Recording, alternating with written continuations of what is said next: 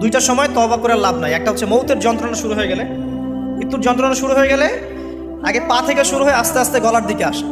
হাদিসে যেমনটা এসেছে, সূরা ওয়াকিয়ার মধ্যেও আছে যে পায়ের দিক থেকে যন্ত্রণা শুরু হয়ে আস্তে আস্তে আস্তে আস্তে এই গলার দিকে আসে, এবং আত্মাটা গলার এখানে যখন চলে আসে, এখান থেকে মালাকুল মউত আত্মাটাকে নিয়ে চলে যায় এবং চোখ দিয়ে তাকিয়ে থাকে মানুষ।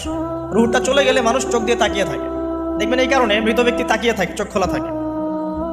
এবং তখন আসমান থেকে সিঁড়ি নামিয়ে দেওয়া হয়, ওই সিঁড়িতে করে আত্মা চলে যাচ্ছে, ও তাকিয়ে দেখে যে আত্মা চলে যাচ্ছে।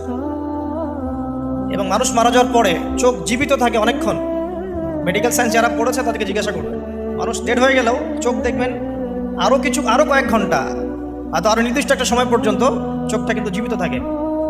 এই জন্যে চোখ বন্ধ করে দিতে হয়। যাই হোক, যেটা বলছিলাম যে মৌতের যন্ত্রণা শুরু হয়ে গেলে তওবা করে লাভ নাই, তওবার দরজা বন্ধ।